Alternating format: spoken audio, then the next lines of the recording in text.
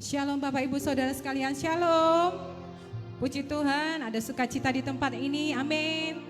Sepanjang bulan ini kita sudah diberkati Tuhan dan kita sudah menerima banyak kebahagiaan dari Tuhan, amin. Karena itu hari ini kita mau membahagiakan Tuhan kita dengan segala pujian dan mazmur yang terbaik dari hidup kita. Kita mau menyembah Dia, kita mau meninggikan Allah kita. Biarlah segala pujian hormat hanya bagi Tuhan Yesus Kristus kita. Mari siapkan hati kita semua, kita ambil waktu teduh kita di hadapan Tuhan.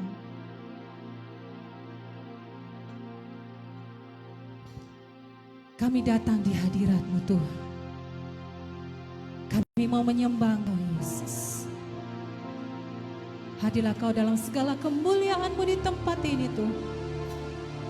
Ditinggikanlah nama-Mu atas hidup kami. Diagungkanlah Engkau Yesus Tuhan. Sekarang dan selama-lamanya. Haleluya. Yes, Jesus.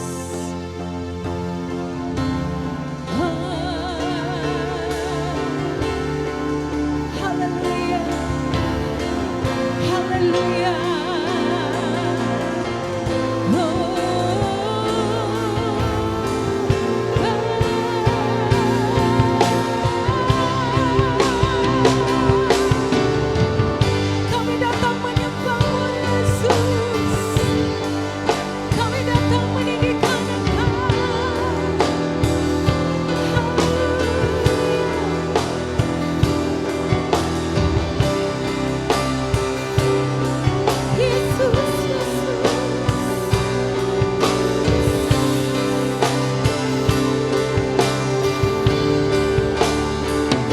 Yesus kau yang ku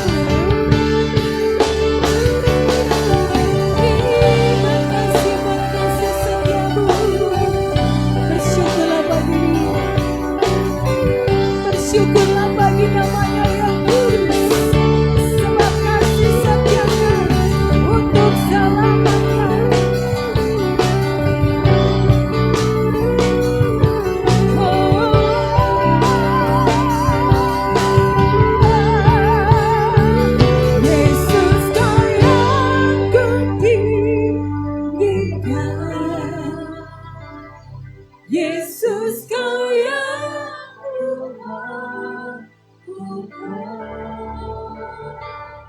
tiada yang lain dalam hidupku, hanya Kau yang sembah. Yesus Kau yang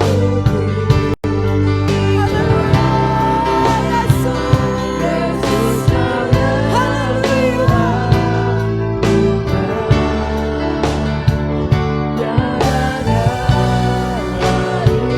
Dalam hidupku hanya Kau yang ku sembah, hanya Kau yang ku sembah, hanya Kau yang ku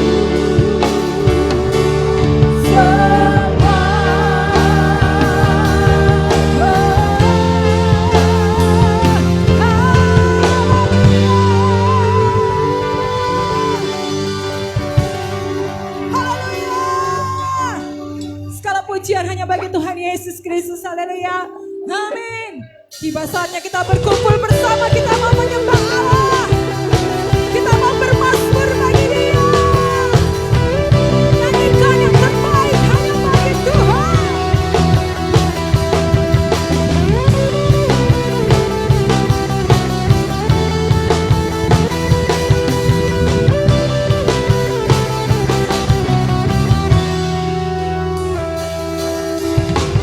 Tiba saatnya kami berkumpul bersatu dari setiap suku dan bangsa, berdiri di hadapan tata anak satu suara menyatakan tiba saatnya kami berkumpul bersatu dari setiap suku dan bangsa, berdiri di hadapan tata anak domba satu suara menyatakan keselamatan bagi Allah yang duduk dan bertata. Kami naikkan pada anak domba pujian dan kekuatan, hormat dan kekuasaan, kemuliaan bagi-Nya selamanya.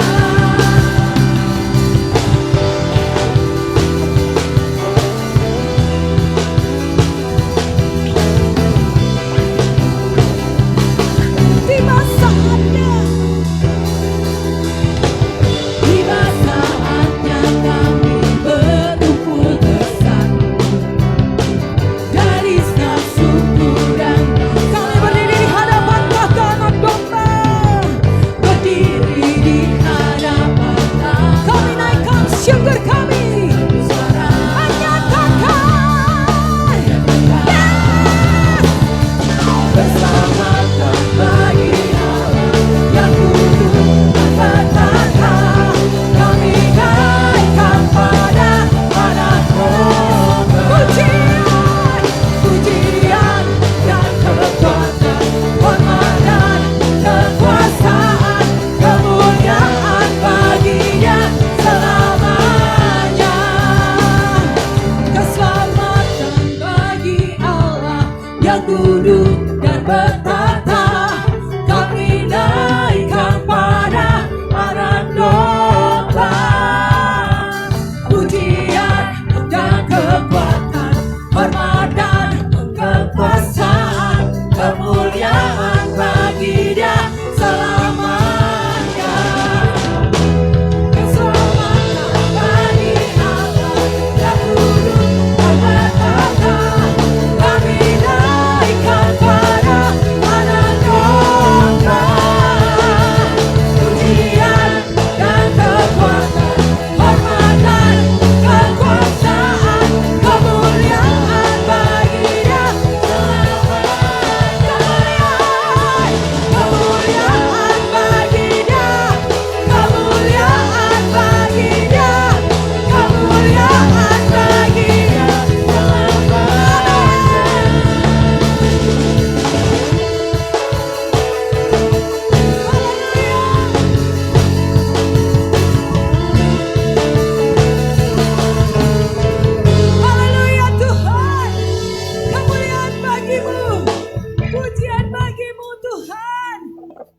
dengan kata kami bisa mengucapkan kebaikan-Mu dalam hidup kami.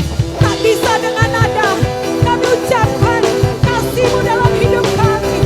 Betapa besar pengorbanan-Mu Tuhan. Kami bersyukur. Terima kasih. Tak cukup dengan kata untuk ceritakan kasih-Mu. Tak cukup dengan nada untuk ceritakan kuasa-Mu.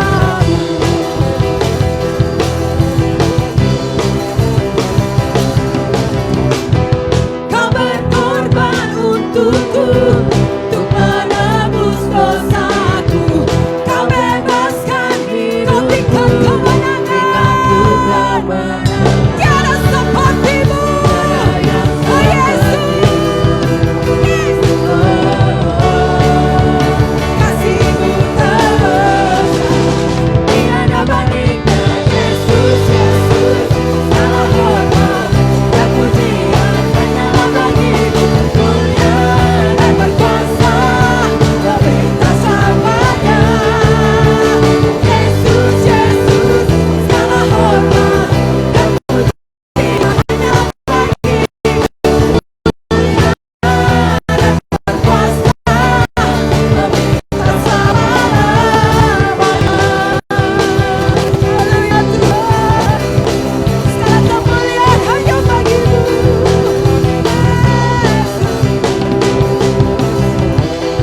Tak cukup dengan kata untuk ceritakan kasih-Mu. Tak cukup dengan nada untuk ceritakan kuasa-Mu.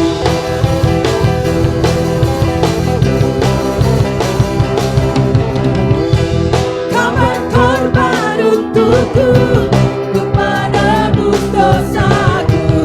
Kau bebaskan hidupku, berikanku kemenangan. Tiada yang seperti-Mu. Kasih-Mu terus, tiada bandingnya. Yesus, Yesus, segala hormat dan pujian hanyalah bagi-Mu. Mulia dan berkuasa, meminta selamanya. Yesus, Yesus, segala hormat dan pujian hanyalah bagi-Mu. Mulia dan berkuasa, meminta selamanya.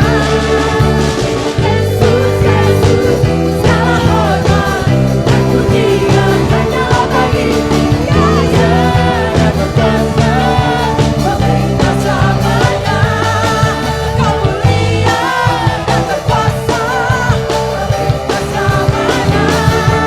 Kau mulia dan berkuasa, meminta selamanya.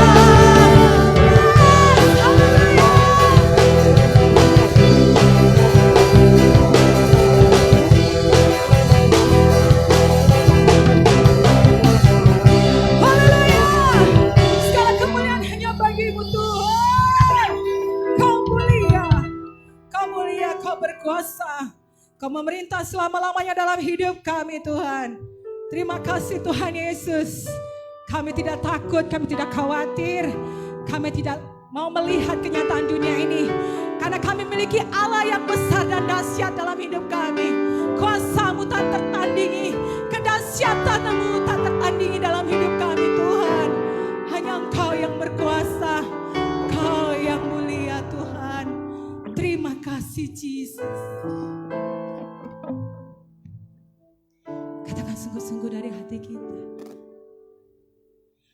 Aku punya Tuhan yang besar, yang telah berjanji dan sanggup menggenapi imanku bersepakat percaya kuasa.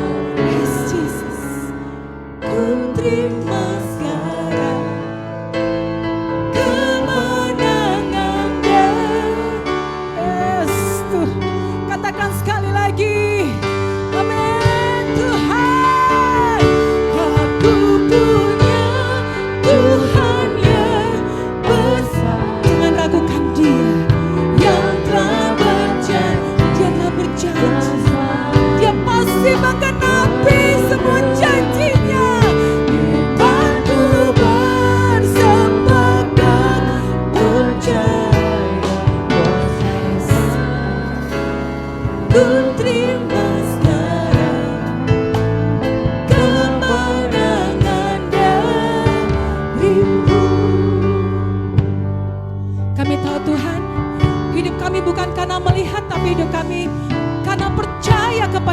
kebenaran firman-Mu. Berbicara Tuhan di dalam hati kami. Ku hidup karena percaya Kau yang berjanji setia. Pengharapanku selalu ada di dalam-Mu.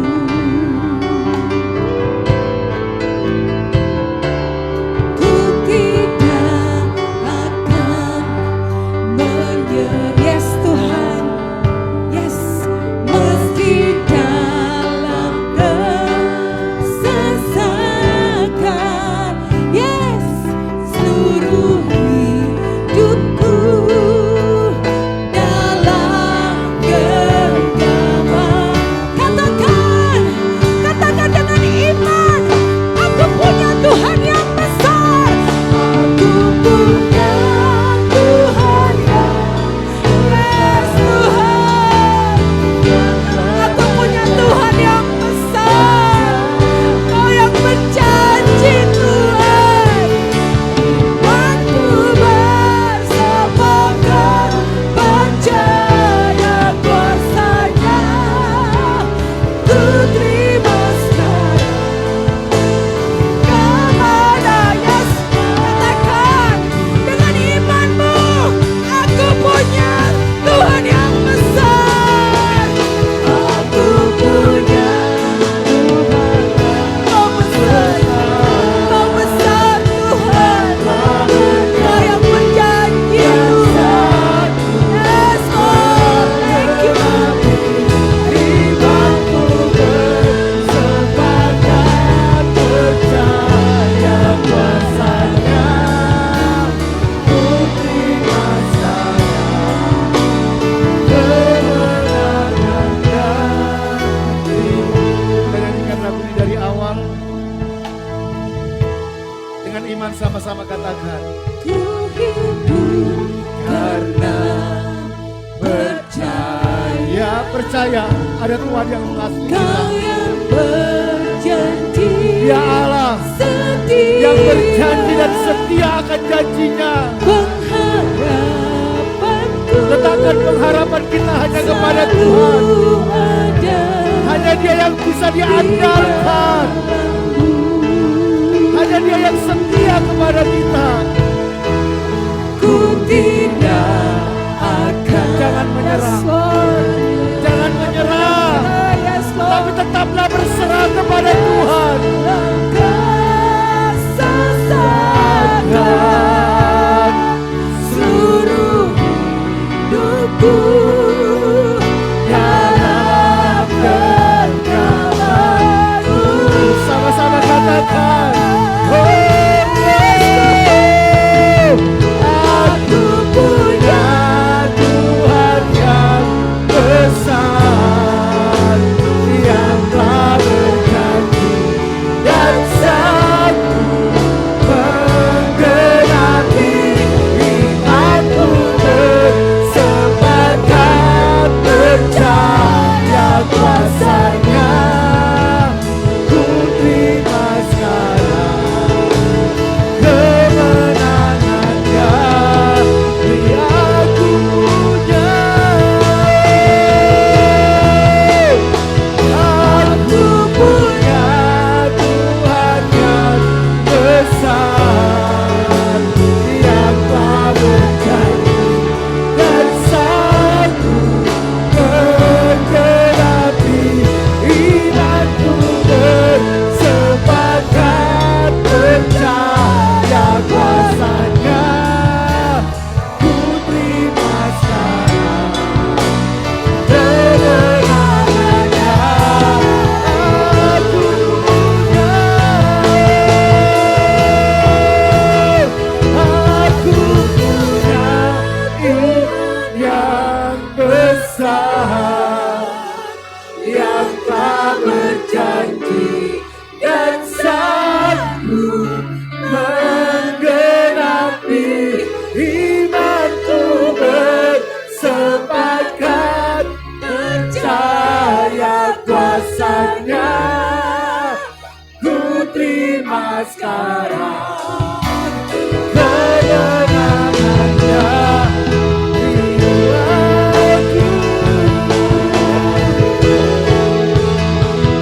aku punya Tuhan yang besar, yang telah berjanji dan sanggup menggenapi imanku bersepakat percaya kuasanya ku terima sekarang. Kemenangannya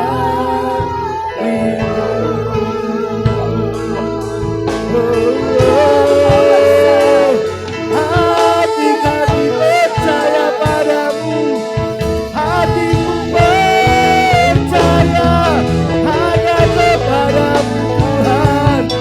Kau Allah yang berjanji, tidak pernah kau melupakan janjimu. Kau setia akan janjimu Bapa.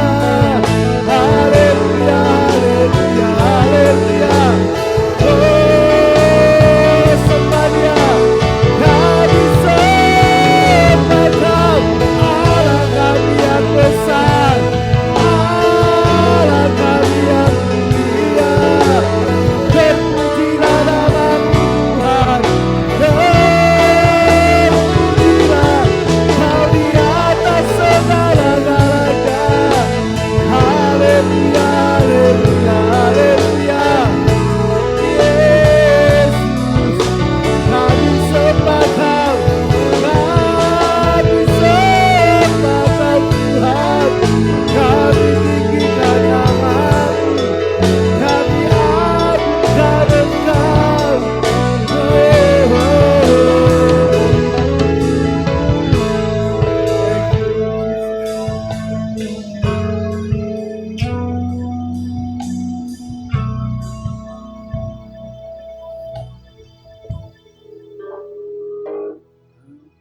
punya Tuhan yang besar,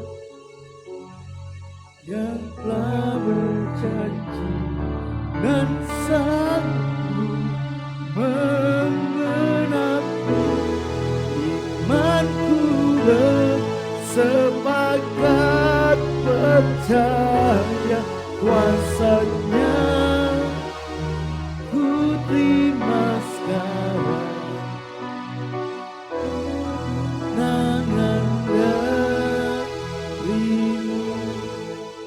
Kami percaya Engkau memilih kami, Engkau menebus kami, bukan untuk menjadi seorang pecundang, tapi untuk jadi seorang pemenang. Karena Bapa kami pemenang, Engkau yang sudah menang di atas kayu salib, bahkan maut Engkau sudah kalahkan. Kami percaya tidak ada satu kuasa pun di dunia ini yang tidak tunduk kepada Engkau. Engkau yang berjanji tidak pernah meninggalkan kami. Engkau yang berjanji bahwa kami orang-orang yang lebih dari pemenang. Engkau yang berjanji Tuhan. Engkau Bapa yang setia. Bahkan sekalipun kami tidak setia, Engkau tetap setia. Terima kasih buat janji-Mu. Bawa hati kami untuk tetap percaya kepada janji-Mu Tuhan. Bahwa kami percaya kepada janji-Mu.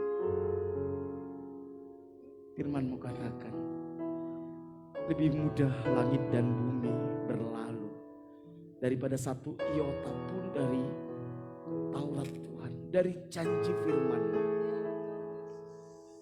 Terima kasih. Terima kasih. Firman-Mu menjadi jaminan atas hidup kami. Untuk kami hidup berkemenangan di masa-masa sulit ini. Berbicara Engkau Tuhan. Kami percaya Roh-Mu ada bersama dengan kami. Roh-Mu yang sedang bekerja memulihkan, menyembuhkan yang sakit, memberikan kekuatan bagi orang yang lemah, memberikan pengharapan bagi orang yang kehilangan pengharapan. Engkau yang membangkitkan iman bagi mereka yang imannya lemah. Dan kami percaya, kami pulang dari tempat ini, kami tidak sama lagi. Karena roh-Mu lebih besar. Roh-Mu yang ada dalam diri kami lebih besar dari semua roh yang ada di dunia ini. Berbicara Engkau lewat kebenaran firman-Mu, Roh Kudus. Buka rahasia firman-Mu bagi kami, buat kami mengerti kebenaran-Mu, sampai kebenaran itu memerdekakan kami. Urapi hamba-Mu, urapi setiap kami. Lawat juga anak-anak sekolah minggu, urapi guru-guru. Berbicara Engkau lewat guru-guru, buat anak-anak mengerti kebenaran, sampai kebenaran itu memerdekakan mereka. Segala pekerjaan setan, kuasa kegelapan, roh teritorial, tipu daya iblis, kami ikat, kami tawan, kami perintahkan keluar di dalam nama Tuhan Yesus. Kami sambut firman-Mu dalam nama Tuhan Yesus. Haleluya. Amin. Silakan duduk Bapak Ibu Saudara yang dikasihi Tuhan. Salam. Puji nama Tuhan. Kalau kita bisa beribadah saat ini, selamat datang bagi Bapak Ibu Saudara yang baru pertama kali hadir beribadah di tempat ini. Saya lihat ada seorang ibu di belakang. Selamat datang Ibu, Bapak, selamat datang. Kita semua satu keluarga di dalam Tuhan. Bapak Ibu Saudaraku yang dikasihi Tuhan, tanpa terasa kita sudah memasuki bulan Oktober. Ya, Oktober. Berber itu biasanya mulai hujan Saudara ya. Dan tidak lama lagi suasananya sudah suasana Natal Saudara ya. Karena itu saya tetap ingatkan kepada kita bahwa Natal kita nanti kita akan lakukan 3 kali Saudara. Pertama Natal sekolah minggu tanggal 16 kita akan lakukan di Ngujang. Kita akan bekerja sama dengan anak-anak Ngujang Saudara. Dan puji Tuhan Saudara, mulai kemarin, hari Sabtu kemarin, kita sudah buka les gratis di sana Saudara. Ya, doakan supaya ini terus berkembang Saudara. Jadi kita buka les gratis di sana, les bahasa Inggris, les matematika, calistung, sama musik Saudara ya. Biar ini diberkati Tuhan, nanti akan banyak orang yang gabung dan kita bisa memberitakan kasih Tuhan kepada mereka di tempat kita yang ada di Ngujang Saudara.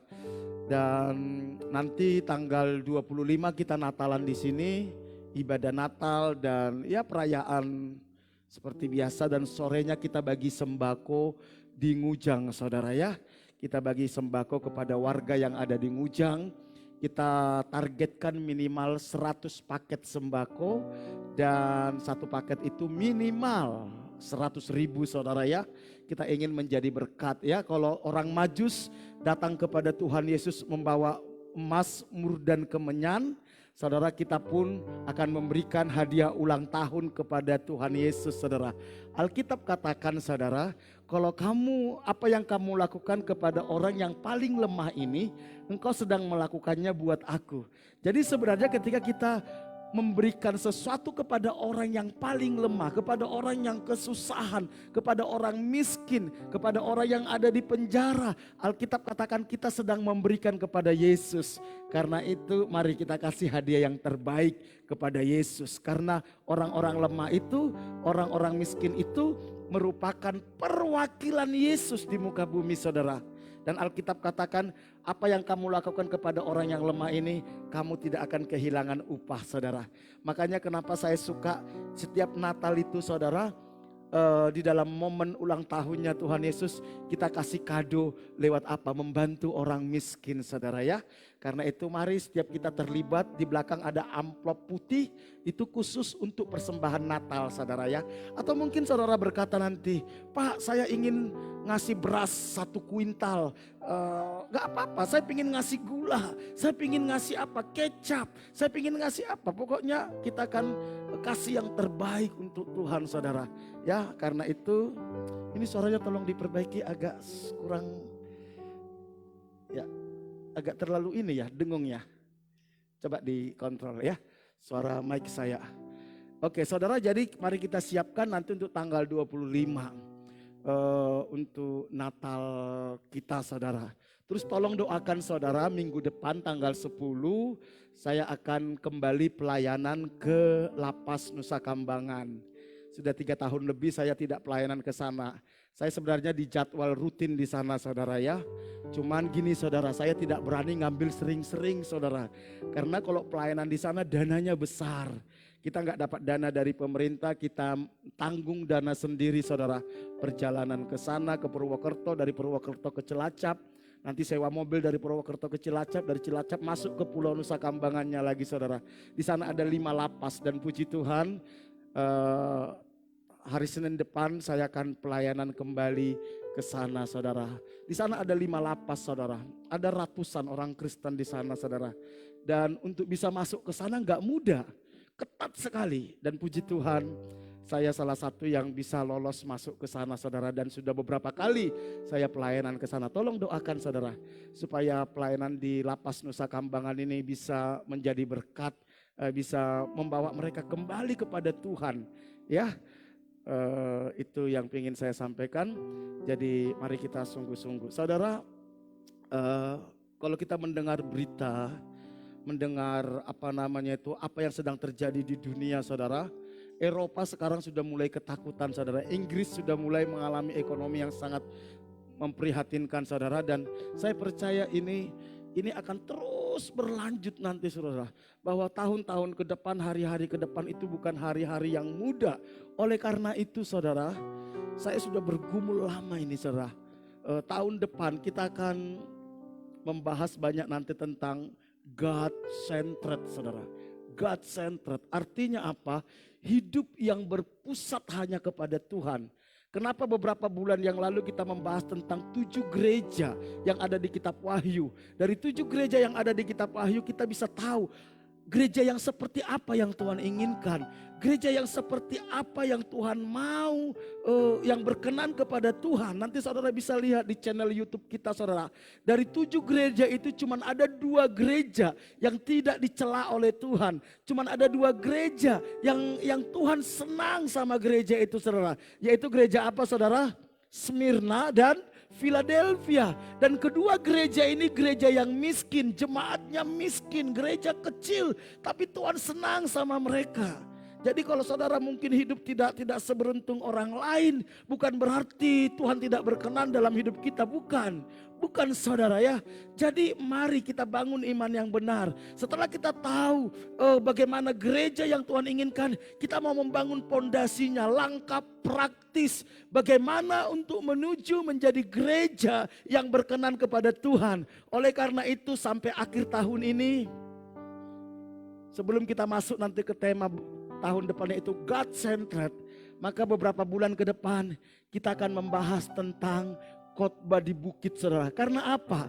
Alkitab itu perjanjian baru, Injil kalau mau disaring, mau disari saudara, mau diambil sarinya. Sebenarnya inti dari pengajaran Tuhan Yesus itu ada di khotbah di bukit saudara. Matius 5 sampai Matius 7 saudara.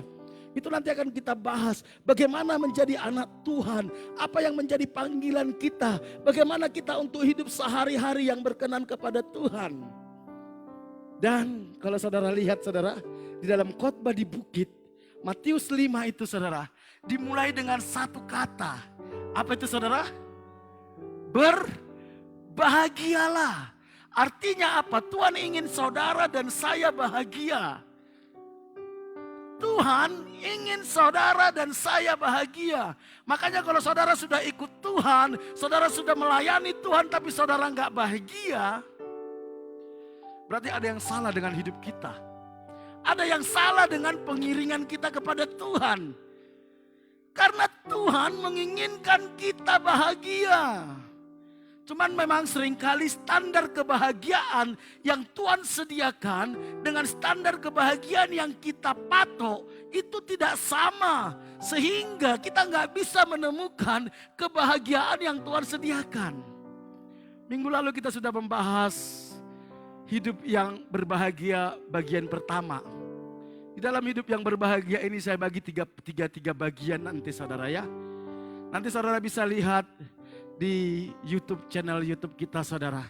Hari ini kita akan membahas tentang hidup yang berbahagia bagian kedua. Matius pasal 5 ayat 6 sampai 8. Kalau tidak keberatan kita baca bersama-sama. Ada di slide saudara. Matius pasal 5 ayat 6 sampai 8. 1, 2, 3. Berbahagialah orang yang lapar dan haus akan kebenaran, karena mereka akan dipuaskan. Berbahagialah orang yang murah hatinya, karena mereka akan beroleh kemurahan. Ayat 8, berbahagialah orang yang suci hatinya, karena mereka akan melihat Allah. Lihat, dari ayat 1 itu semua tentang berbahagia, berbahagia, berbahagia, berbahagia. Sampai nanti saudara baca ayat 12 saudara. Tuhan ingin saudara dan saya berbahagia. Bapak Ibu, saya sudah bahas ini minggu lalu, tapi saya ingatkan kembali. Supaya ini betul-betul kita mengerti konsep bahagia yang Tuhan maksud saudara. Minggu lalu saya sudah bahas, tapi saya akan putar sekilas lagi saudara. Tuhan itu menginginkan manusia berbahagia. Dan Tuhan menawarkan kebahagiaan yang sejati. Tuhan menawarkan. Tapi jangan salah saudara.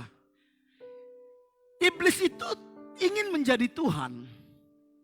Apa yang Tuhan sediakan, dia akan selalu menyediakan hal yang sama tapi yang palsu. Kalau Tuhan bisa sediakan mujizat, iblis bisa sediakan mujizat. Kalau Tuhan bisa sediakan karunia, iblis bisa sediakan karunia. Kalau Tuhan bisa sediakan kebahagiaan, maka dia akan sediakan juga kebahagiaan yang palsu. Nah, seringkali orang Kristen tertipu, dia pikir ini dari Tuhan, tapi sebenarnya dari iblis. Dan kebahagiaan yang diterima oleh seseorang, apakah itu dari Tuhan atau dari iblis, itu sangat tergantung kondisi batinia atau selera jiwa kita. Kondisi batinia dan selera jiwa kita itu kita yang bisa menyetel. Nggak ada yang bisa menyetel itu. Saya minggu lalu kasih tahu itu seperti sebuah provider saudara. Provider. Kalau provider batinia kita ini kedagingan, maka kita hanya bisa dibahagiakan oleh dunia. Yaitu keinginan daging, keinginan mata, dan keangkuhan hidup. Kalau providernya dalam batinia kita ini adalah manusia roh, maka saudara tidak akan pernah bisa dibahagiakan apapun juga selain hanya Tuhan. Lewat apa? Persekutuan yang intim dengan Tuhan dan hidup melakukan kehendak Tuhan. Harta tidak sanggup membahagiakan kita. Nggak sanggup. Sama seperti providernya seluler saudara. Kalau providernya itu ProXL, dia tidak bisa menangkap Telkomsel. Tapi kalau providernya itu Telkomsel, dia nggak bisa menangkap yang namanya ProXL. Sama dengan batinia kita. Ada dua kekuatan di dunia ini. Kekuatan Tuhan dan kekuatan setan. Bagaimana kita mau berjalan di dalam kekuatan Tuhan atau iblis, tergantung provider yang kita tanam dalam diri kita. Dan bukankah di dalam diri kita ini ada dua kekuatan yang selalu bertarung. Keinginan daging sama keinginan roh. Alkitab katakan keinginan daging selalu bertentangan dengan keinginan roh. Bagaimana kita tahu siapa yang lebih kuat dalam diri kita? Apakah manusia daging kita, manusia duniawi, atau manusia roh kita?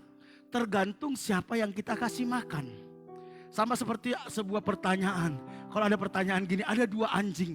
Anjing hitam sama anjing putih. Kalau diadu kira-kira siapa yang menang? Kita gak bisa tahu. Sampai kita lihat siapa yang dikasih makan. Oh, kalau anjing hitam yang dikasih makan, anjing putih gak pernah dikasih makan. Tentu anjing putih pasti mati, pasti kalah. Begitu juga dengan diri kita. Kalau provider atau batinia kita ini yang kita isi cuman keinginan daging, keinginan mata, keangkuhan hidup. Maka duniawi itu yang menguasai kita. Dan kita hanya bisa terkoneksi dengan kebahagiaan yang disediakan oleh iblis. Makanya jangan heran ada orang saudara gak tertarik sama urusan dengan Tuhan. Karena providernya itu provider duniawi, gak nyambung dia saudara. Bagi dia pelayanan buang-buang waktu, buang-buang uang. Bagi dia apa itulah, doa itu apa doa itu. Gak nyambung dia saudara. Tapi kalau untuk hal-hal yang senang-senang, yang kedagingan, oh cepat connect-nya saudara. Karena providernya duniawi. Tetapi bagi orang yang providernya itu manusia roh, doa kemana aja dia kejar, pelayanan kemana aja dia kejar. Karena terkoneksi saudara. Oke. Manusia duniawi versus manusia rohani, saya sudah bahas ini. Manusia kedagingan atau manusia duniawi atau yang belum bertobat hanya bisa dibahagiakan oleh dunia, yaitu keinginan daging, keinginan mata dan keangkuhan hidup. Manusia rohani hanya bisa dibahagiakan oleh Tuhan melalui persekutuan dengan Tuhan dan melakukan kehendak Allah. Ketika seseorang sudah bisa dibahagiakan oleh dunia atau kebahagiaan yang palsu, maka orang tersebut tidak akan pernah bisa menemukan kebahagiaan yang dari Tuhan. Ini bahayanya saudara. Kalau saudara sudah menikmati kebahagiaan yang dari dunia dan terus saudara nikmati, saudara nggak bisa menemukan kebahagiaan yang dari Tuhan. Sama seperti ini saudara. Kalau saudara sudah terbiasa makan daging, saudara dipaksa vegetarian, itu tersiksa. Betul nggak saudara? Setengah mati. Tapi kalau saudara sudah terbiasa vegetarian, saudara diajak makan daging, daging itu menjijikkan bagi saudara. Gak nyaman. Karena udah providernya sudah berbeda. Makanya kalau saudara selalu ada keinginan daging saudara turutin, ada keinginan daging saudara turuti, ada keinginan duniawi saudara turuti. Percayalah, kebahagiaan yang dari Tuhan kita gak bisa temukan. Dan kalau seseorang sudah tidak pernah menemukan kebahagiaan yang daripada Tuhan, maka orang tersebut gak pernah dimiliki oleh Tuhan. Ingat, dimiliki oleh Tuhan. Kita bisa mengaku kita milik Tuhan, tapi benar nggak Tuhan memiliki kita? Kalau Tuhan memiliki kita berarti Dia yang punya hak atas hidup kita. Tapi kalau saudara sudah dibahagiakan oleh kebahagiaan yang dari iblis, pasti saudara menjadi milik iblis saudara.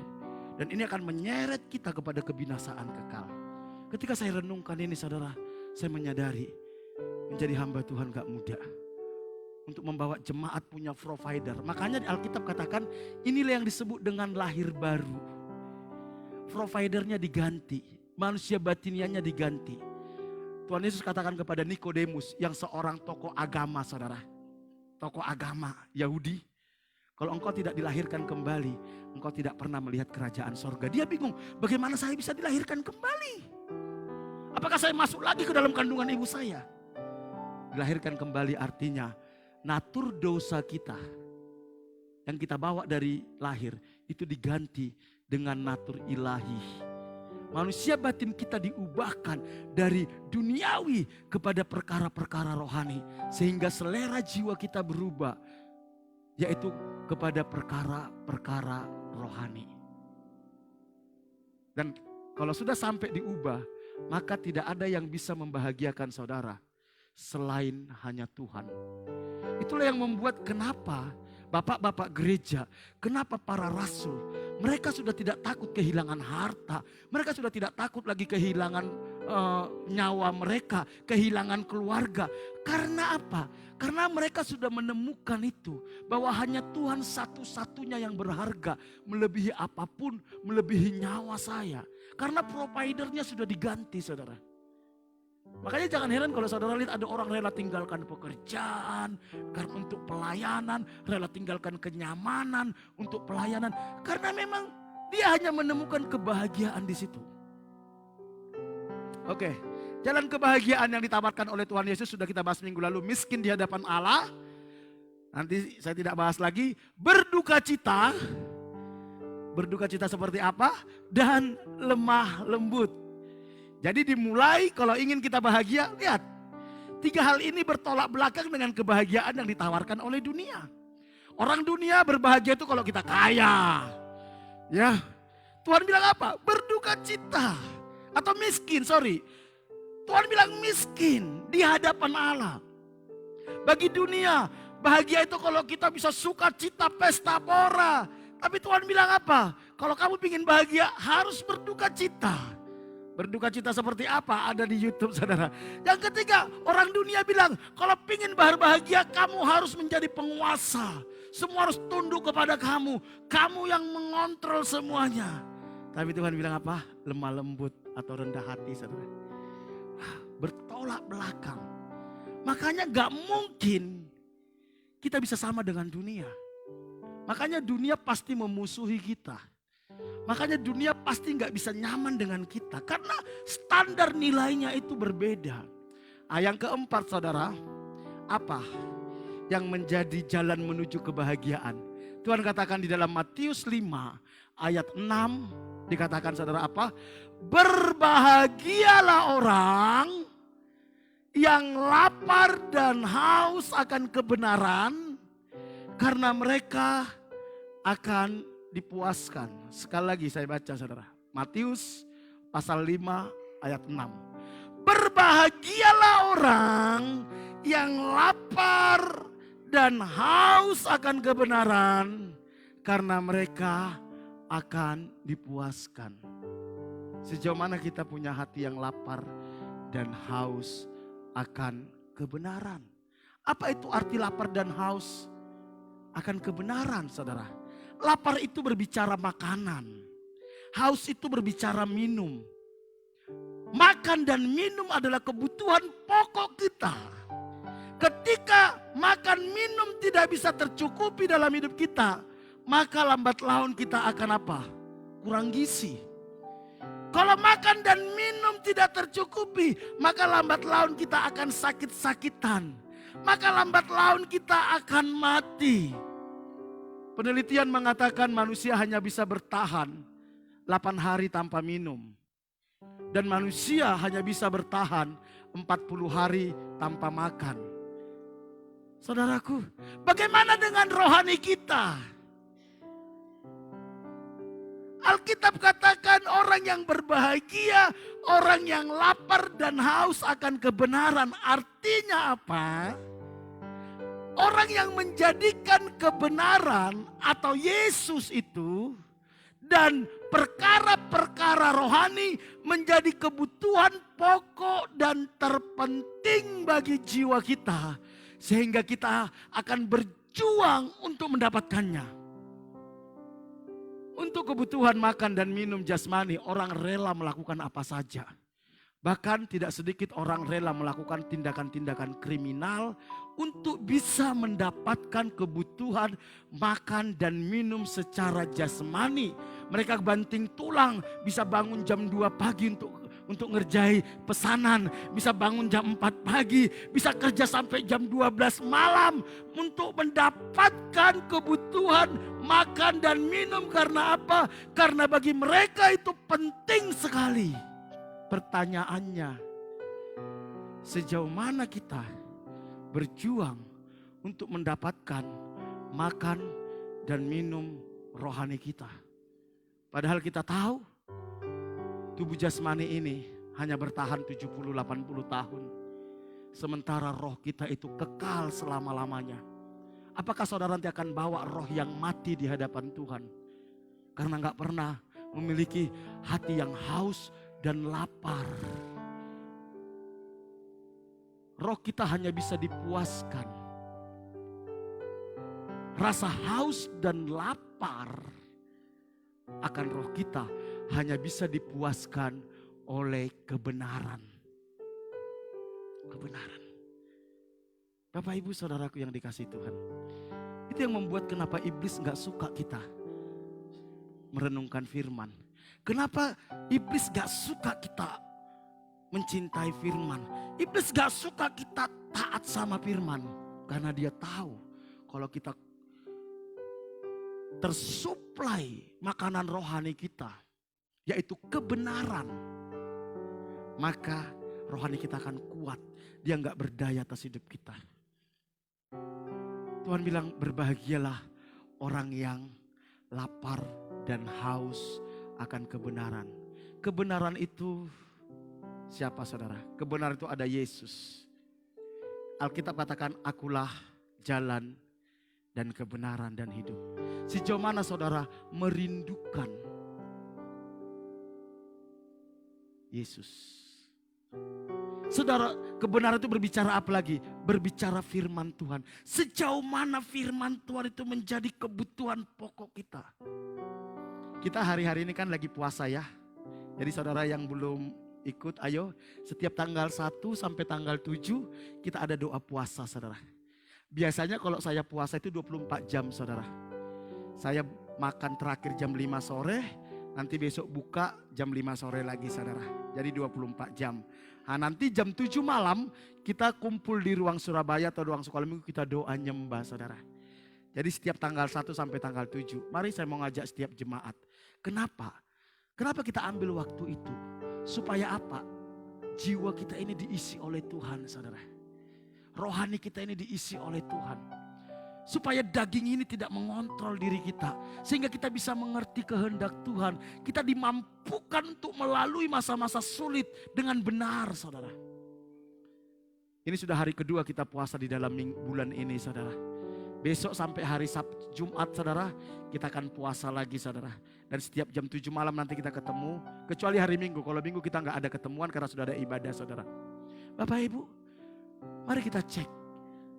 Apakah Yesus dan firman-Nya itu menjadi kebutuhan terpenting dalam hidup kita melebihi apapun. Kalau saya lagi puasa saudara, kalau sudah jam 3 sore gitu saudara ya. Waduh ini rasanya lihat makanan itu saudara. Aduh. Makan lihat nasi sambal sama sayur bening aja rasanya udah nikmat banget. Betul gak saudara? Itu orang kalau puasa saudara. Itu rasanya waduh. Sampai kadang saya kalau lagi puasa itu jam 3 jam 4 itu saya istirahat sebentar saudara. Tidur itu saudara mimpinya itu makan saudara. Tidur itu mimpinya itu sedang makan saudara. Tanya oh masih lapar saudara. Saudara karena apa? Lapar dan haus. Artinya apa? Kalau saudara lapar dan haus akan Tuhan. Kalau saudara lapar dan haus akan kebenaran. Mimpi kita pun mimpi apa saudara? Tentang Tuhan dan kebenaran. Gak mungkin saudara mimpi yang aneh-aneh. Apalagi yang cabul-cabul. Karena apa? Jiwa kita ini lapar dan haus akan kebenaran. Saya itu sering kali kalau lagi mimpi itu saudara, mimpi saya itu lagi khotbah KKR saudara. Tahu-tahu dong, waduh cuman mimpi. Kadang kalau khotbah KKR itu bisa di depan ribuan orang saudara. Kan belum pernah saudara, waduh khotbah semangat. Ternyata bangun, ternyata gak khotbah saudara. Tidur saudara. Sejauh mana kita punya hati yang lapar dan haus akan Tuhan? Kalau engkau memiliki hati yang lapar dan haus, maka kau pasti bahagia. Pasti bahagia. Karena apa? Kenapa orang yang tidak memiliki rasa lapar dan haus akan kebenaran? Kenapa sampai kita nggak memiliki rasa lapar dan haus? Karena orang tersebut menjadikan dunia, yaitu keinginan daging, keinginan mata dan keangkuhan hidup yang memuaskan jiwanya. Sehingga orang tersebut tidak pernah mengalami kepuasan sejati. Perhatikan ini baik-baik. Kenapa sampai kita nggak tertarik, nggak ada rasa rindu, lapar dan haus akan pribadi Yesus, akan kebenaran firman Tuhan? Karena kita izinkan hal-hal yang palsu, keinginan daging, keinginan mata, keangkuhan hidup yang memuaskan jiwa kita. Dan saudara tahu, ketika engkau izinkan itu memuaskan jiwamu, keinginan daging, keinginan mata, keangkuhan hidup, engkau tidak akan pernah puas. Karena apa? Karena itu seperti meminum air laut, saudara. Semakin saudara minum, semakin saudara haus, semakin saudara minum, semakin saudara haus. Saya ambil contoh. Di tahun 98 ada seorang artis dari Kalimantan. Dia artis iklan Pantene, sampo. Saat itu dia dinyatakan kena HIV/AIDS. Kenapa? Ternyata dia berusaha mengisi kekosongan jiwanya lewat seks. Satu hari dia bisa melakukan hubungan seks 8 kali. Dia coba perempuan hampir setiap hari, gak pernah puas. Semakin dia coba, semakin gak puas. Akhirnya dia coba dengan laki-laki. ACDC saudara. Ternyata dia katakan semakin lama semakin tidak puas. Semakin dia berusaha memuaskan jiwanya dengan seks, semakin tidak puas. Semakin dia penasaran sebanyak mungkin orang, akhirnya dia kena HIV AIDS. Dia orang Kristen. Dia orang Kristen. Tahun sekitar 98, tahun 99 itu. Saudara, ketika kita berusaha memuaskan jiwa kita dengan dunia, semakin saudara berjuang memuaskan, semakin tidak puas. Makanya jangan heran saudara lihat ada orang anggota dewan sudah kaya, uangnya sudah puluhan miliar, bahkan sudah mungkin ratusan miliar, masih korupsi. Semakin dia kumpul uang, semakin dia merasa miskin. Semakin dia kumpul uang, semakin merasa miskin. Semakin dia kumpul uang, semakin merasa miskin. Karena tidak pernah terpuaskan. Dan dia akan terikat di situ. Saudara, hati-hati.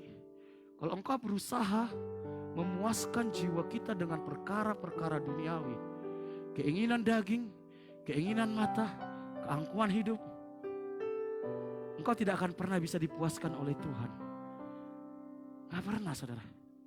Gak pernah. Dan ini berbahaya bagi kita.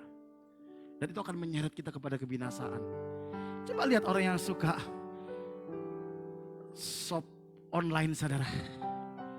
Waduh, semakin beli semakin penasaran, semakin beli semakin waduh, gak pernah terpuaskan. Betul gak saudara? Padahal begitu dibeli cuma lihat, oh begitu disimpan. Begitu gak puas. Bukannya dipakai saudara. Yang belanja online. Mari saudaraku yang dikasihi Tuhan. Milikilah hati yang haus dan lapar akan kebenaran. Karena hanya itu yang memuaskan kita. Yohanes 8 ayat 31 sampai 32 dikatakan, maka katanya kepada orang Yahudi yang percaya kepada Yesus, jika kamu tetap di dalam firman-Ku, kamu benar-benar murid-Ku, dan kamu akan mengetahui kebenaran, dan kebenaran akan memerdekakan. Ketika kita haus dan lapar akan kebenaran saudara, maka kebenaran akan memerdekakan kita. Memerdekakan dari apa? Dari ketakutan kita. Memerdekakan apa? Memerdekakan dari ikatan-ikatan dosa kita. Memerdekakan dari apa? Kepahitan kita. Memerdekakan dari intimidasi masa lalu kita. Mari miliki hati yang lapar dan haus akan kebenaran. Hanya itu yang bisa memerdekakan kita. Bukan uang kita, bukan harta kita, bukan jabatan kita. Yohanes 4 ayat 13 sampai 14. Saudara tahu kisah ini saudara? Satu saat ada seorang wanita Samaria ketemu sama Yesus di sumur saudara. Anak-anak tolong.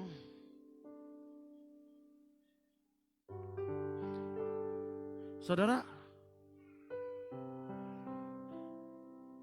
wanita ini berusaha memuaskan jiwanya lewat apa saudara? Dia punya 5 suami. Dan suami yang sekarang bukan suaminya, kumpul kebo. Satu saat ketemu sama Tuhan Yesus. Di dalam percakapan itu, Tuhan bilang gini saudara. Jawab Yesus kepadanya, barang siapa minum air ini, ia akan haus lagi. Tetapi barang siapa minum air yang akan kuberikan kepadanya, ia tidak akan haus untuk selama-lamanya. Sebaliknya, air yang akan kuberikan kepadanya akan menjadi mata air dari dalam dirinya, yang terus-menerus memancar sampai kepada hidup yang kekal. Perhatikan, wanita ini berusaha mengisi kekosongan jiwanya, kehausan jiwanya lewat perkara-perkara dunia. Tapi itu gak pernah membuat dia puas. Sampai akhirnya Tuhan Yesus kasih tawaran. Dan memang menarik, Tuhan Yesus pakai cara yang luar biasa untuk membuka pikirannya. Sengaja ditemui Tuhan di sumur. Sengaja Tuhan minta tolong sama dia. Tapi Tuhan bilang kalau kamu minum air ini, engkau akan haus lagi. Tapi kalau engkau tahu kasih karunia Tuhan, kalau engkau minum air yang kuberikan kepadamu, engkau tidak akan pernah haus sampai hidup kekal. Dan saudara tahu, sejak saat itu, wanita Samaria ini, perhatikan, dari seorang pelacur, dia menjadi seorang penginjil. Alkitab mengatakan, satu kota terima Yesus gara-gara pemberitaan dia. Ketika kita bisa menemukan Yesus, kepuasan yang daripada Tuhan, maka hidup kita tidak akan pernah sama lagi. Dan kita akan dipakai Tuhan untuk kepentingan kerajaan surga. Kalau wanita pelacur saja bisa dipakai Tuhan, membuat satu kota bertobat, karena dia menemukan Yesus, menemukan yang bisa memuaskan hatinya, memuaskan jiwanya, hidupnya berubah. Dan dia menjadi hamba Tuhan, seorang penginjil. Saya percaya saudara dan saya bisa dipakai Tuhan. Amin. Amin. Mari saudaraku yang dikasih Tuhan. Jadi yang pertama, yang keempat saudara, kalau kita ingin bahagia, mari kita minta hati yang lapar dan haus akan kebenaran. Kerinduan yang amat dalam mengalami pribadi Yesus. Kerinduan yang amat dalam untuk bisa menikmati dan mencintai firman Tuhan. Karena itu yang bisa memuaskan jiwa kita. Yang kelima, bagaimana supaya kita berbahagia? Dikatakan murah hati. Matius pasal 5 ayat 7 berkata seperti ini. Berbahagialah orang yang murah hatinya, karena mereka akan apa? Beroleh kemurahan. Ada banyak antara kita ingin dapat kemurahan. Baik itu kemurahan dari Tuhan, baik itu kemurahan dari sesama kita. Tapi kita gak mau murah hati. Kita pelit. Kita egois. Alkitab katakan hanya orang yang murah hati yang beroleh kemurahan.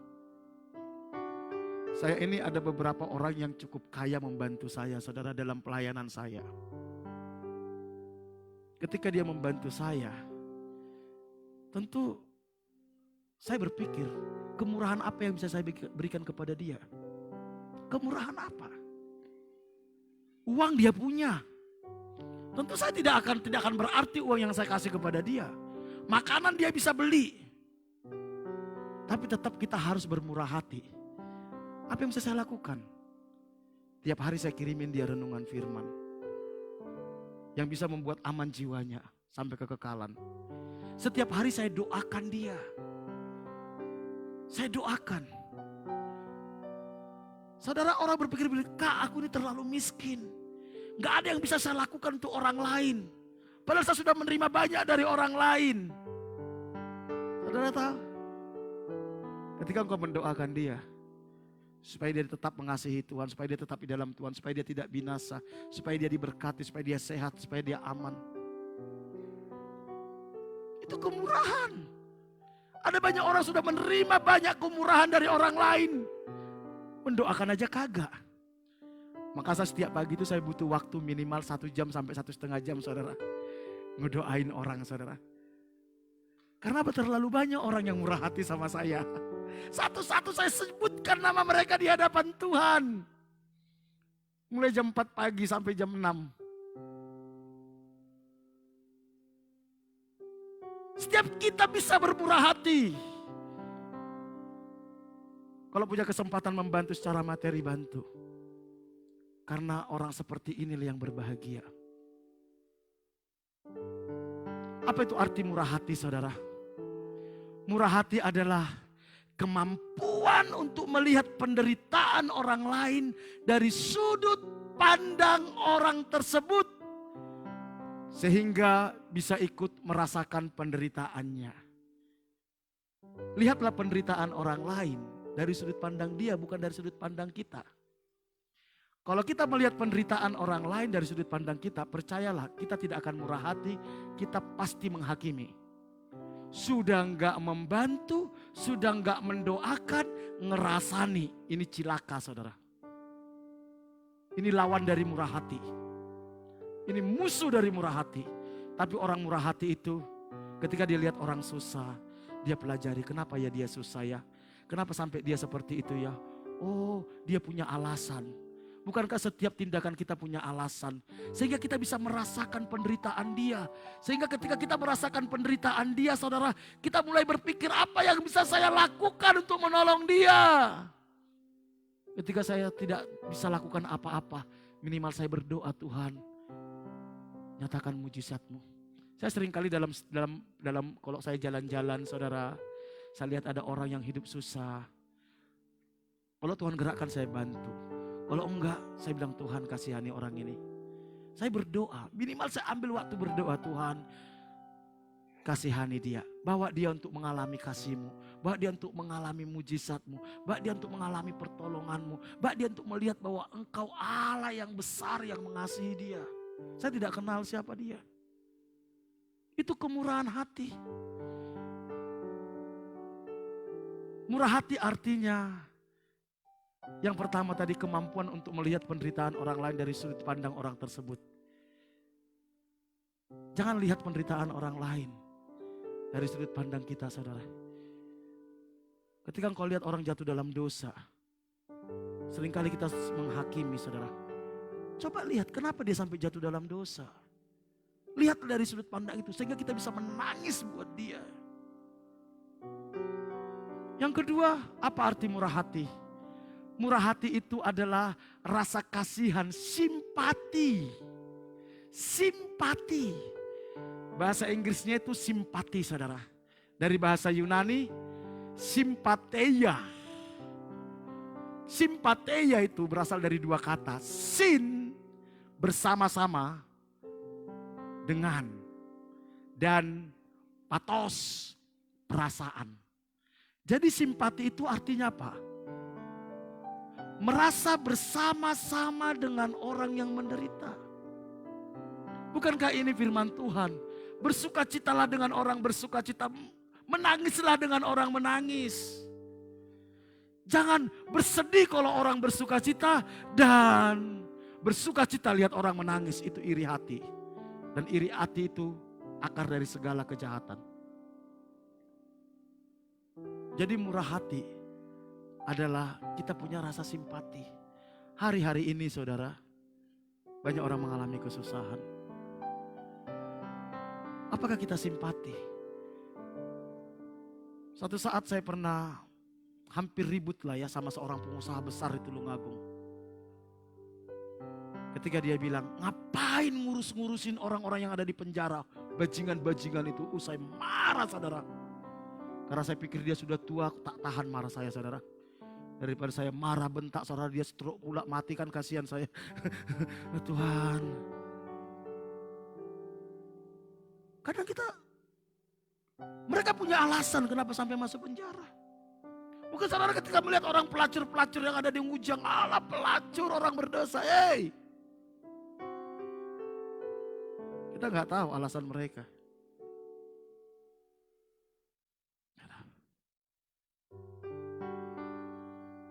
Tuhan tidak suruh kita menghakimi, tapi menolong. Kalau engkau tidak bisa menolong, jangan membicarakan. Ketika engkau tidak menolong, tidak mendoakan, engkau membicarakan, engkau berdosa. Karena engkau menghakimi, penghakiman itu milik Tuhan, saudara. Engkau rampok haknya Tuhan, saudara. Maka saya kadang marah, saudara, kalau ada misalnya jemaat susah, yang lain diajak nolong, saudara. Dia sudah nggak nolong, jelek-jelekinya lagi. Waduh, ini orang hati-hati. Ini Farisi betul, saya bilang. Kita harus punya simpati, belas kasihan. Yang murah hati yang ketiga apa, saudara?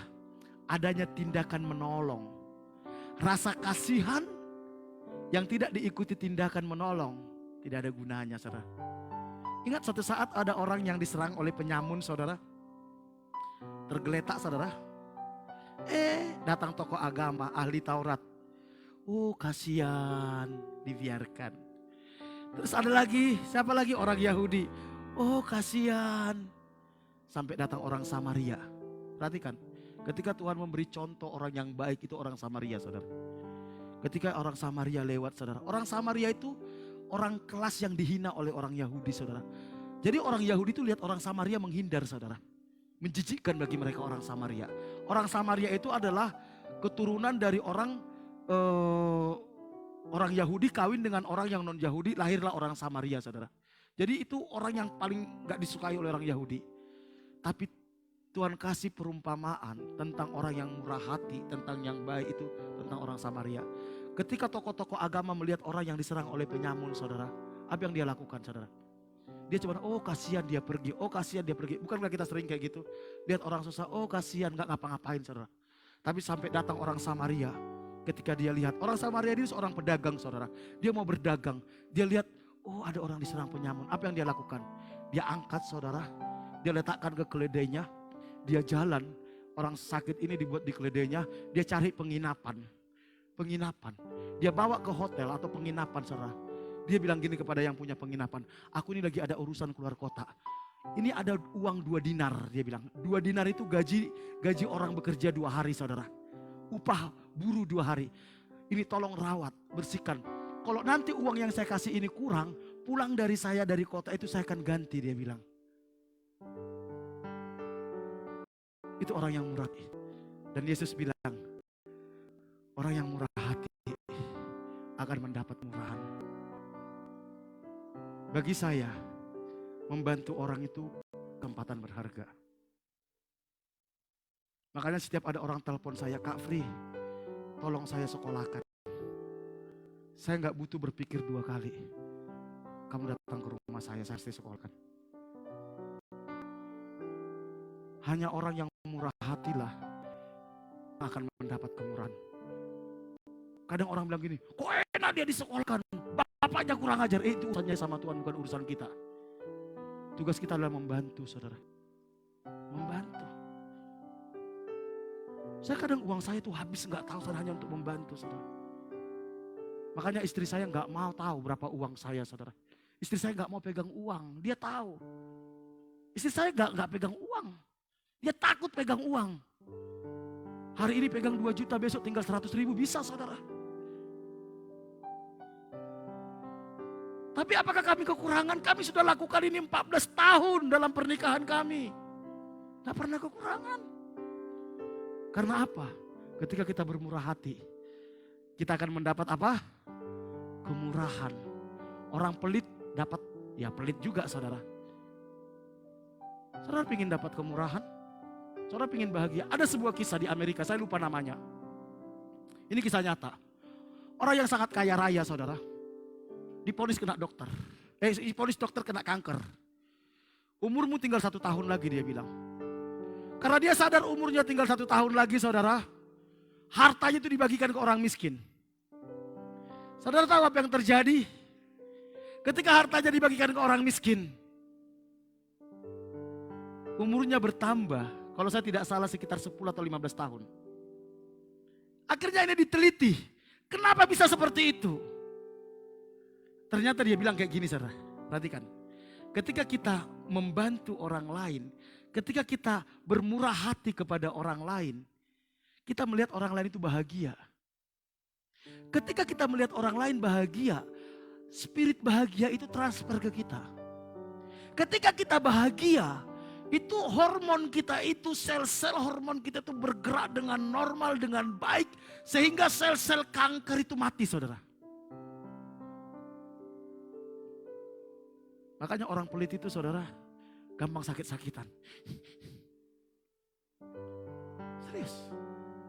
Ketika engkau lihat orang lain bahagia, engkau pun bahagia. Dan ketika engkau bahagia, itu sel-sel hormon-hormon kita itu bergerak dengan baik, saudara.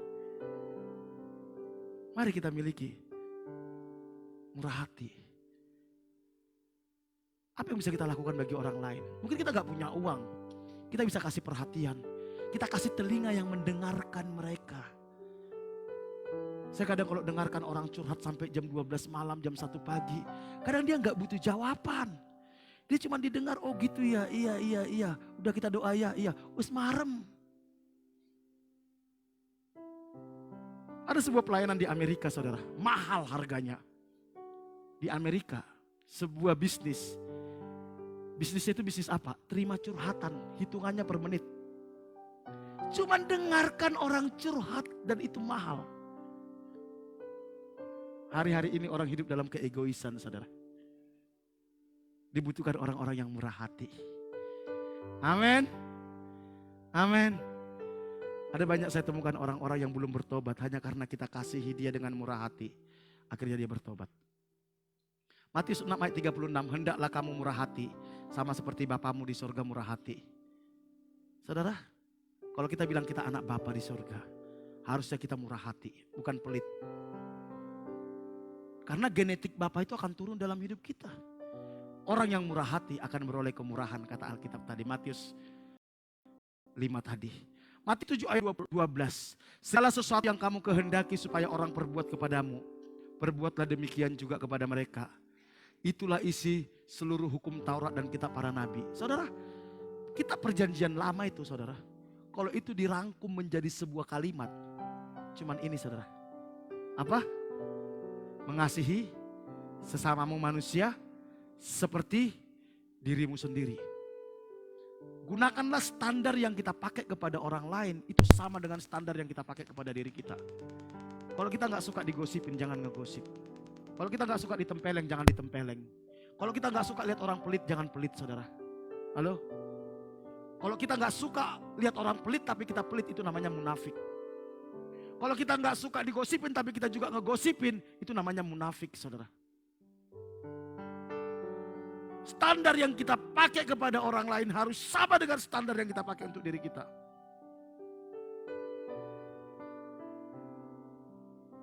Kalau kita nggak suka dibohongi, jangan dibohongi. Kalau kita nggak suka lihat orang telat, jangan telat. Itu hukumnya. Itu hukumnya, saudara. Saya kadang lihat ada orang ya, makanan dia dengan makanan pembantunya dibedakan. Oh, ini jahat, saya bilang. Ini jahat. Harusnya standarnya sama. Sama-sama manusia kok. Sama-sama manusia.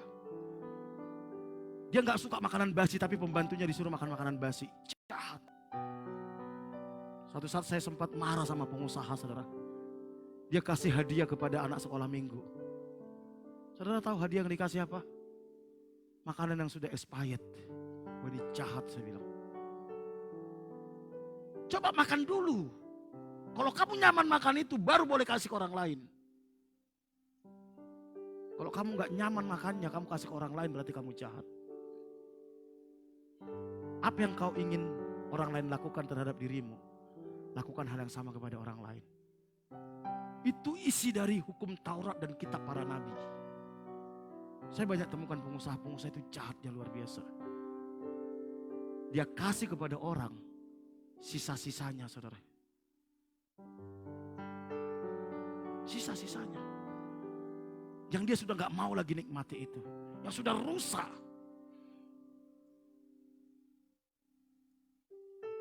Yang terakhir untuk hari ini. Untuk kita bahagia apa, saudara?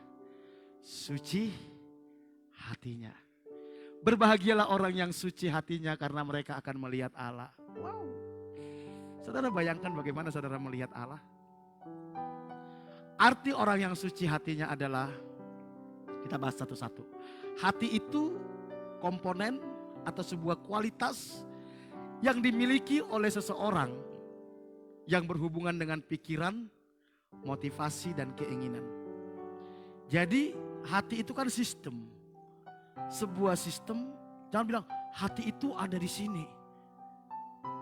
Ini jantung, saudara. Oh, hati ada di sini, itu liver. Sementara hati yang di Alkitab apa? Heart. Terus orang bingung, yang mana hati itu? Halo? Hati itu ada di mana, saudara? Hati itu adalah sistem yang mengendalikan pikiran, perasaan, kehendak, dan roh kita. Itu yang menghubungkan, itu hati. Oke. Jadi orang yang suci hatinya adalah Orang yang pikirannya, motivasinya, keinginannya itu bersih. Suci itu artinya saudara kudus. Kudus itu artinya apa? Bersih, tidak bercampur, atau utuh, atau dikhususkan. Kados atau hagios. Perhatikan. Kados bahasa Ibrani, hagios bahasa Yunani. Hati ini harus suci, harus kudus. Hati ini harus dikhususkan. Harus tidak bercampur. Bercampur antara apa? Nilai-nilai dunia dengan nilai-nilai Tuhan. Kadang kita suka campur. Makanya selalu saya kasih perumpamaan. Madu 1 galon, kalau engkau campur dengan racun 1 sloki, engkau minum, engkau tetap mati. Kenapa gereja rusak gak bisa melihat Allah? Karena unsur-unsur dunia dengan unsur-unsur rohani itu dicampur, saudara. Makanya gak bisa melihat Allah. Jadi hati yang suci adalah hati yang tidak terkontaminasi oleh standar dunia. Tidak ada tipu daya. Tidak ada. Tipu daya contohnya gini. Saya mau ngasih persembahan supaya saya diberkati. Itu gak tulus. Saya datang ke gereja supaya saya diberkati. Itu gak tulus. Itu ada tipu daya di situ. Makanya nanti begitu gak diberkati, dia kecewa sama Tuhan. Dia marah sama Tuhan. Jadi hati yang tidak terkontaminasi oleh standar dunia, tanpa tipu daya, tulus dan utuh. Utuh artinya integritas itu kan berasal daripada integer. Integer itu adalah utuh, sepenuhnya menjadi milik Tuhan. Dipersembahkan untuk mengasihi Tuhan, mengabdi kepada Tuhan, dan percaya kepada Tuhan. Jadi kesimpulannya, hati yang suci itu adalah pikiran, perasaan, kehendak, motivasi kita. Semuanya kita padukan. Utuh. Hanya untuk apa? Dipersembahkan untuk mengasihi Tuhan. Mengabdi kepada Tuhan. Dan percaya kepada Tuhan. Itu hati yang suci. Berarti kita gak perlu bekerja.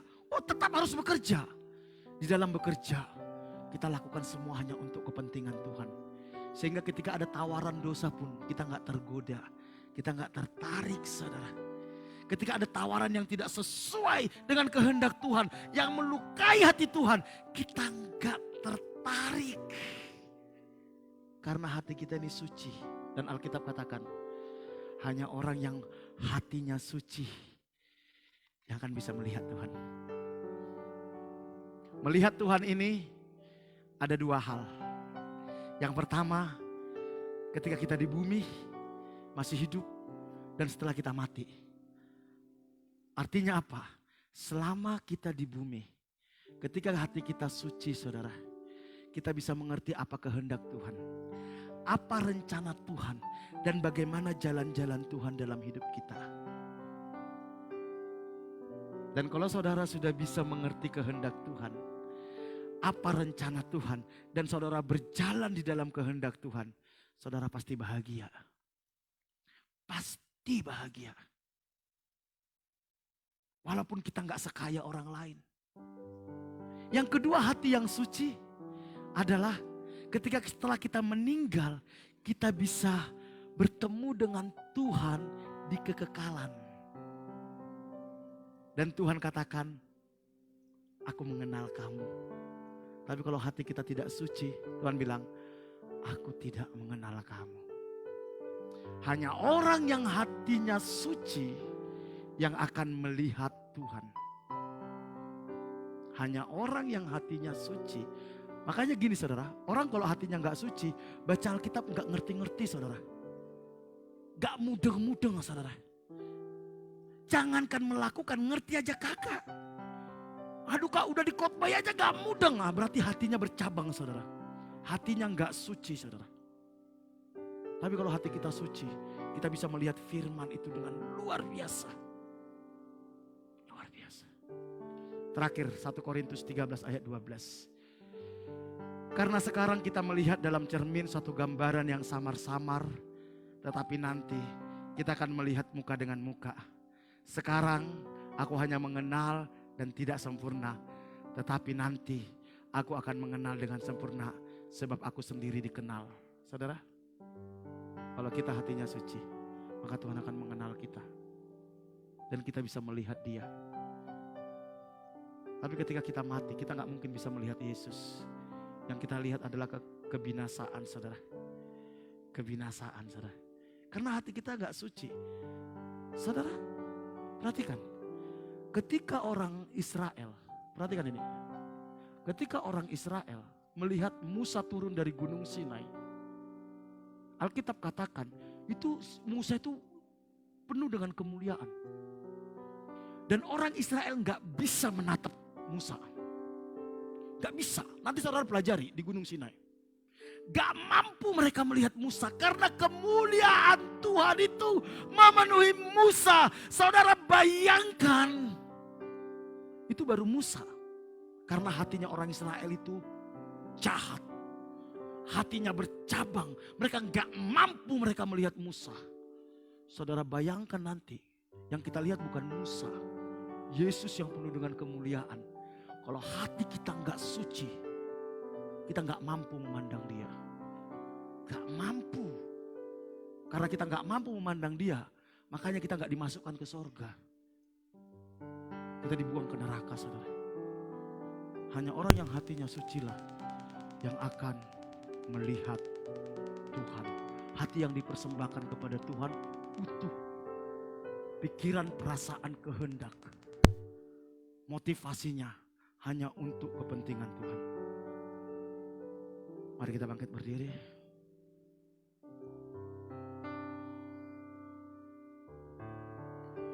Menyenangkanmu, senangkan,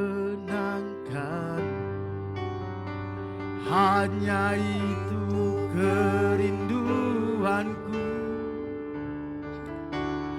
Menyenangkanmu, senangkan hatimu, hanya itu kerinduanku. Menyenangkanmu Tuhan,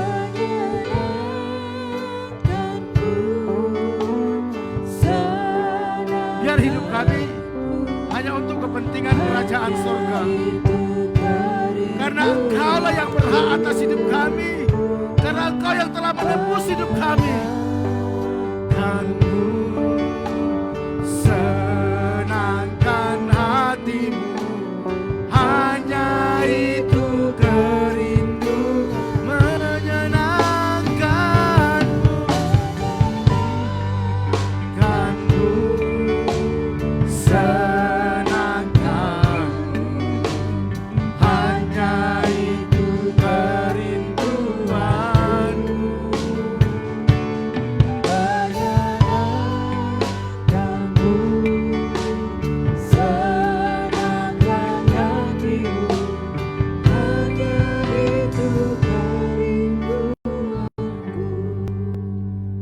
Saudara, Tuhan ingin kita bahagia. Tuhan gak ingin hidup kita gak bahagia. Terlalu mahal harga yang Tuhan sudah bayar supaya saudara bisa bahagia. Tapi kenapa kita gak bahagia? Standar kita dengan Tuhan berbeda. Ambillah jalan kebahagiaan yang Tuhan sediakan. Bukan yang iblis sediakan. Maka kita akan menemukan kebahagiaan yang sejati. Minta hikmat Tuhan, minta kemampuan daripada Tuhan. Supaya kita tidak ditipu oleh pikiran kita, tidak ditipu oleh ambisi kita, tidak ditipu oleh kesombongan kita. Yang sebenarnya itu hanya membinasakan kita. Yang membuat kita gak bisa bertemu dengan Tuhan nanti. Gak mampu, gak tahan berhadapan dengan Tuhan. Pulihkan kami Tuhan. Engkau tahu apa yang ada dalam pikiran kami. Standar-standar nilai kami yang tidak berkenan, tolong kami. Kami butuh anugerah-Mu. Mampukan kami untuk memiliki hati yang lapar dan haus akan kebenaran. Berikan hati yang lapar dan haus akan kebenaran. Berikan kami hati yang murah hati, yang tidak egois, mementingkan diri sendiri. Berikan kami hati yang suci, supaya kami bisa memandang Engkau. Pulihkan kami umat-Mu. Tolong kami umat-Mu. Materaikan firman-Mu. Berkati umat-Mu. Dalam nama Tuhan Yesus.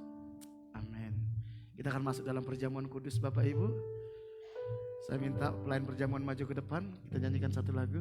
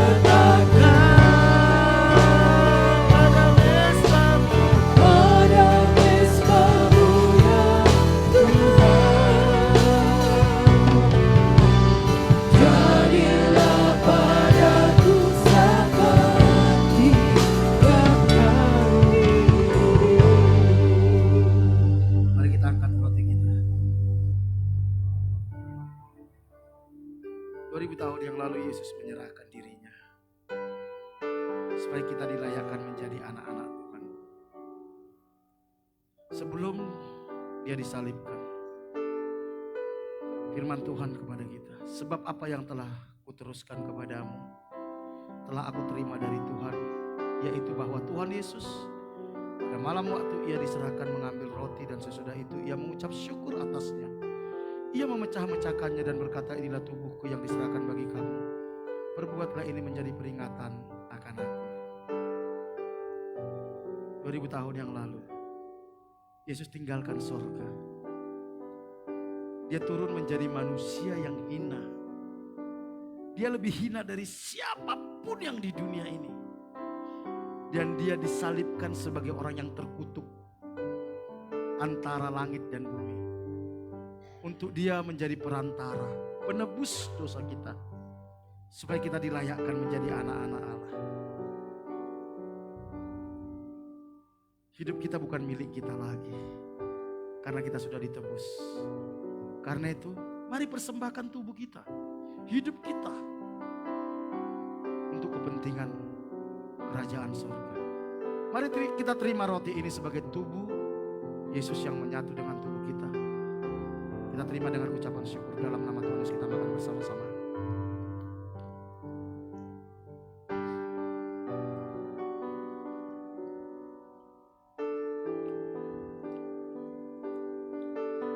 Kita angkat cawan kita. Demikian juga ia mengambil cawan. Sesudah makan lalu berkata, cawan ini adalah perjanjian baru yang dimateraikan oleh darahku. Perbuatlah ini setiap kali kamu meminumnya menjadi peringatan akan aku. Sebab setiap kali kamu makan roti ini dan minum cawan ini, kamu memberitakan kematian Tuhan sampai ia datang. Tidak ada pengampunan dosa tanpa pertumpahan darah. Di zaman nabi-nabi, darah kambing, darah domba dipersembahkan. Tapi Yesus mempersembahkan darahnya sendiri. Darah yang kudus, yang tidak berdosa. Darah itu nyawa. Dia berikan untuk kita. Supaya kita hidup kembali menjadi anak-anak Allah. Dosa kita sudah diampuni. Karena itu jangan berbuat dosa lagi. Jangan salibkan lagi Yesus untuk kedua kali. Bersyukurlah karena kita sudah ditebus dan diampuni dosa kita. Mari kita layani Tuhan. Mari kita terima cawan perjanjian baru ini. Dengan ucapan syukur dalam nama Tuhan Yesus kita minum bersama-sama.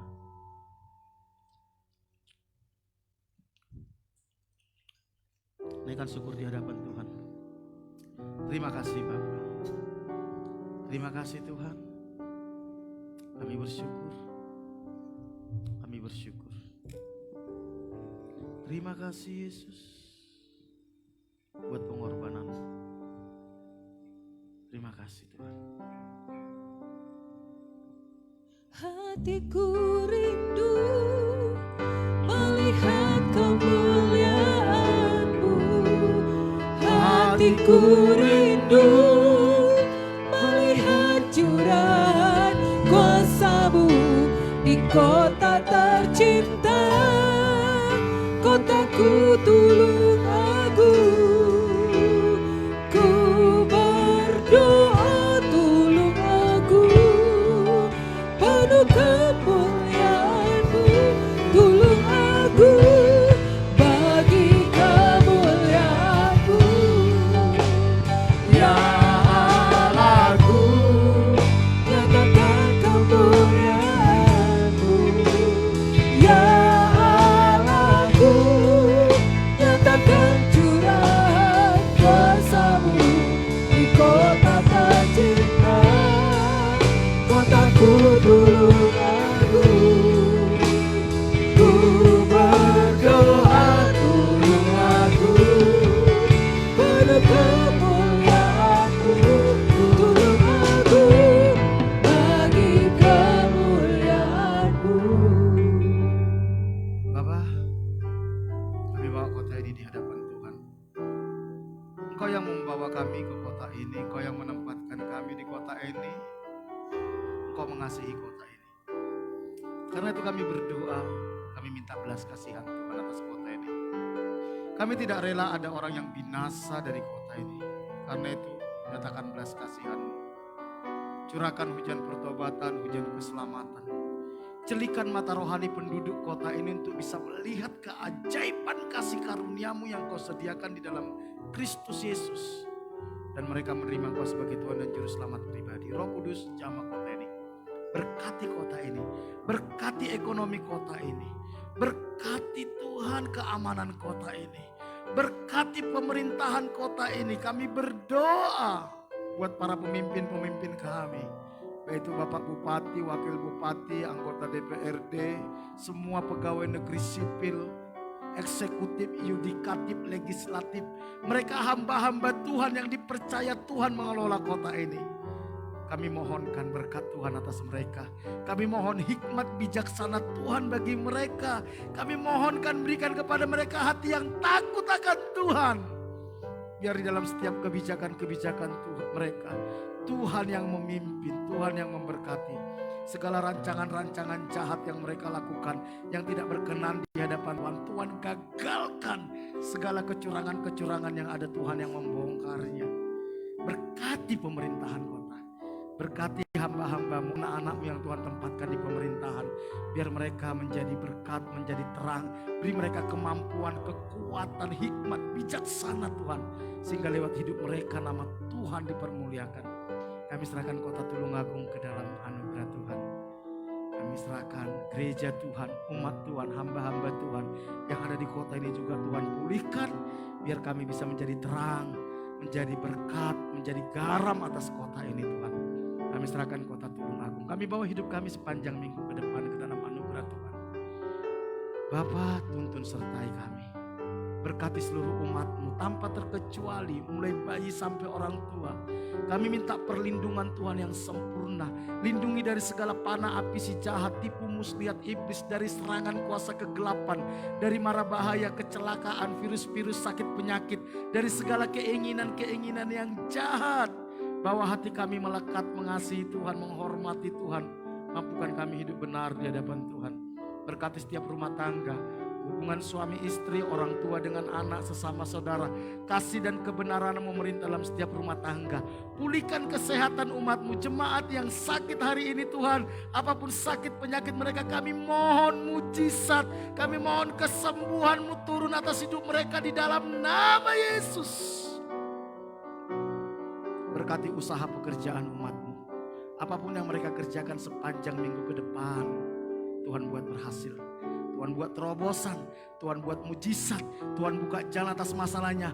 Berikan hikmat, ide, kreativitas kepada umat-Mu. Bukakan tingkap-tingkap langit, curahkan berkat-Mu, halaukan belalang pelahap dari hidup umat-Mu. Cukupi kebutuhan umat-Mu. Bahkan anak-anak kami yang sekolah Engkau jagai, lindungi dari pergaulan yang salah, dari nilai-nilai dunia yang tidak sesuai dengan kebenaran firman Tuhan. Jauhkan dari segala keinginan-keinginan yang jahat. Berkati mereka dengan hikmat, bijaksana, kecerdasan, takut akan Tuhan. Pakai mereka menjadi alat-Mu, membawa generasi mereka untuk datang kepada Tuhan. Berkati anak-anak kami. Kami serahkan hidup kami sepanjang minggu ke depan. Pak Bambang, Bu Bambang, pemilik tempat ini beserta seluruh keluarga besarnya, kami bawa di hadapan Tuhan. Kami mohon belas kasihan Tuhan.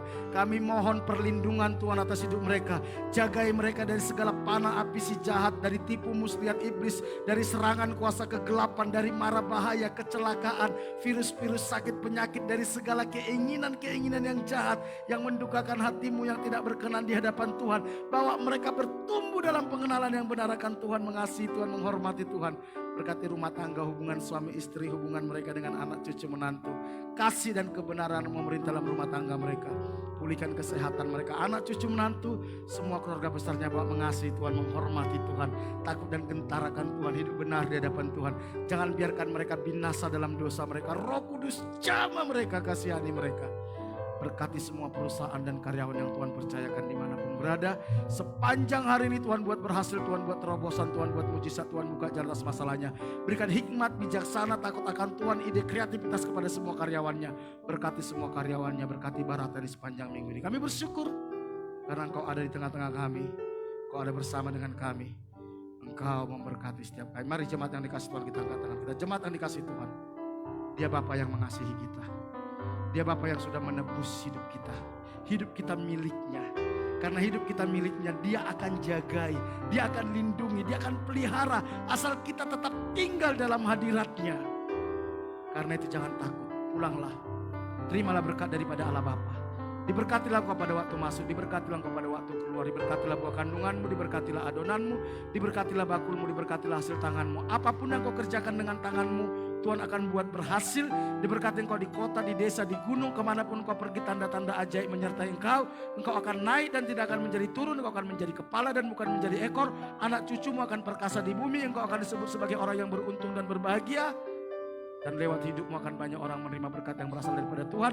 Jika engkau hari ini sungguh-sungguh mendengarkan suara Tuhan Allahmu yang kusampaikan kepadamu dan engkau setia melakukannya. Berkat-berkat tidak akan menjadi milikmu. Karena itu pulanglah, terimalah berkat daripada Allah Bapa, kasih karunia dari Tuhan kita Yesus Kristus, penghiburan dan kekuatan dari Roh Kudus. Mulai hari ini sampai Tuhan Yesus datang kedua kali. Dalam nama Tuhan Yesus, setiap kita yang diberkati sama-sama katakan, amin. Berikan tepuk tangan, Tuhan Yesus memberkati kita semua. Kami